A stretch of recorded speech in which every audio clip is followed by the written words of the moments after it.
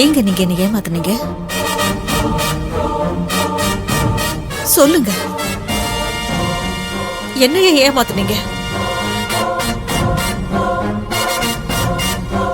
உங்க ஃபர்ஸ்ட் ஒய்ஃபுக்கு பிறந்த பொண்ணு இவனா? அப்போ என்ன கல்யாணம் பண்றதுக்கு முன்னாடியே உங்களுக்கு கல்யாணம் ஆயிடுச்சா? எதுக்காக என்கிட்ட இருந்து மறைச்சிங்க? உங்களை நான் இத்தனை நாளா எவ்வளவு நல்லவர் நினைச்சுக்கிட்டு இருந்தேன். ஆனா நீங்க எனக்கு எவ்வளவு பெரிய துரோகத்தை பண்ணிருக்கீங்க.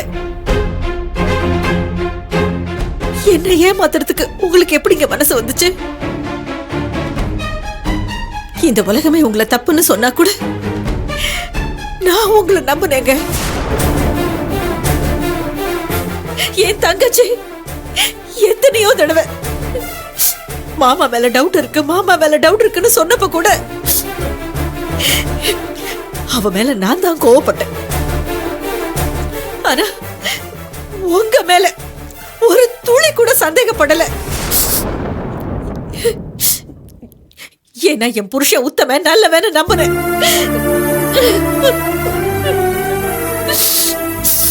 ஆனா நீங்க என்ன ஏமாத்தி எவ்வளவு பெரிய துரோகத்தை பண்ணிருக்கீங்க. எப்படிங்க உங்களுக்கு நடந்த ஒரு கல்யாணத்தையும் மறைச்சு, உங்களுக்கு பிறந்த ஒரு பொண்ணையும் மறைச்சு என் கூட இத்தனை நாளா குடும்பம் நடத்திருக்கீங்க?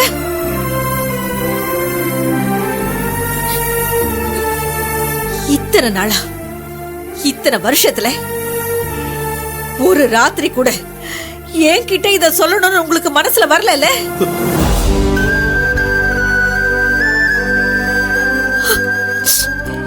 எப்படிங்க எப்படிங்க மனசு வந்துச்சு?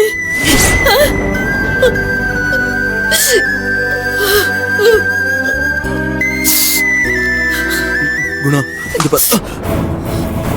இங்க பாரு, நான் உன்கிட்ட மறைச்சிட்டேன். எல்லாம் ஏன் தப்புதான். என்னங்க இவ்வளவு சாதாரணமா ஏன் மேலதான் தப்பு மறைச்சிட்டேன்னு சொல்றீங்க? நீங்க எனக்கு பண்ணிருக்கிறது எவ்வளவு பெரிய துரோகம் தெரியுமா? நான் சொல்றேன், இது என்ன மன்னிக்க கூடிய தப்பா? சத்தியமா சத்தியமா இதை என்னால ஏத்துக்க முடியலங்க. இனிமே நீங்க என் முகத்திலேயே முழிச்சிடாதீங்க. குணா, பேசாதீங்க. குணா, குணா, நான் சொல்றது கேளு. மேடம்,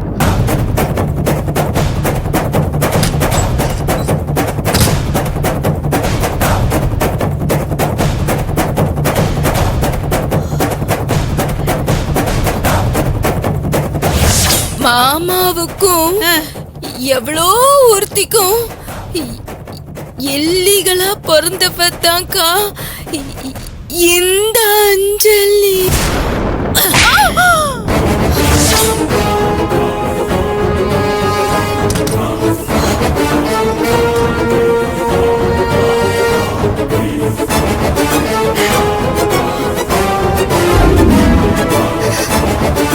மேடம்,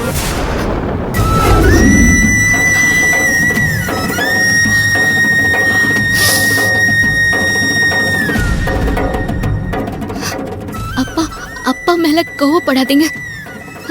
அப்பா மேல எந்த தப்பும் இல்ல. அப்பா ரொம்ப நல்லவரு. எல்லா பிரச்சனைக்கும் நான் தான் காரணம். நான் இங்க இருந்து போயிட்டா எந்த பிரச்சனையும் இருக்காது மேடம்.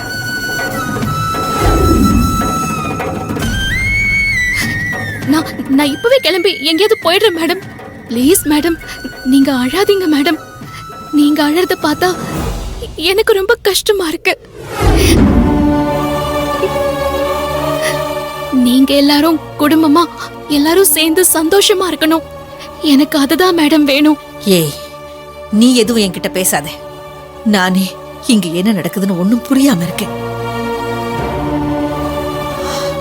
ஒழுங்கா போயிடு சொல்லிட்டேன். குணா, நீ என் மேல கோவப்படு, பரவாயில்ல. ஏன்னா எல்லாத்துக்கும் நான் தான் காரணம்.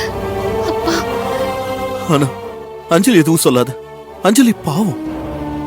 அவ பிறந்ததுல இருந்து கஷ்டத்தை மட்டும்தான் அனுபவிச்சுக்கிட்டு இருக்கா.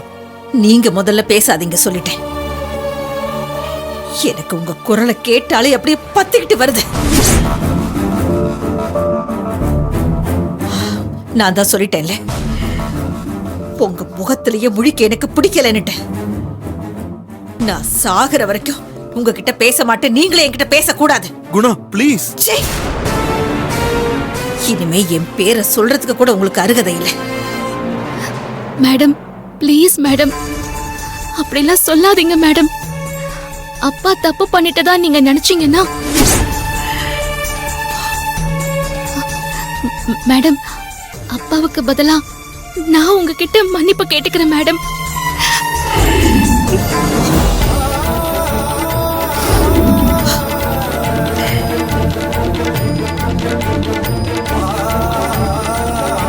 நீ எதுக்காக என்கிட்ட மன்னிப்பு கேக்குற? நான் தான் உன்கிட்ட மன்னிப்பு கேட்கணும்.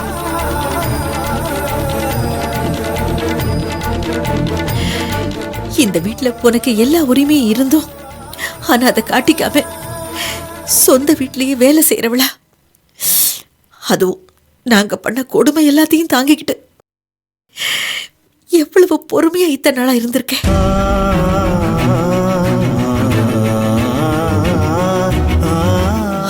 அதெல்லாம் தெரியாம நானும் என் பொண்ணும் உன் வாழ்க்கையில விளையாடி உன் வாழ்க்கையவே நாசம் பண்ணிட்டோம்.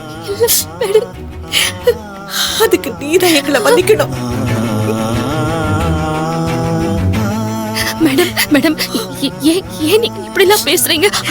அதெல்லாம் ஒண்ணும் இல்ல மேடம். இல்ல அஞ்சலி,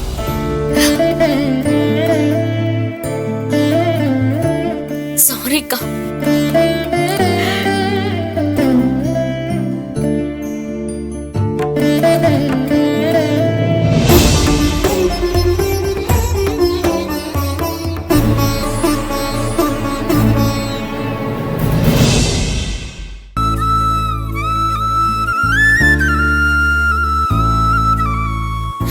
அம்மா சொன்னது சரிதான் அக்கா. நான் உனக்கு பண்ண கொடுமைக்கெல்லாம் காலம் பூரா மன்னிப்பு கேட்டு காலையே விழுந்து கிடக்கணும்.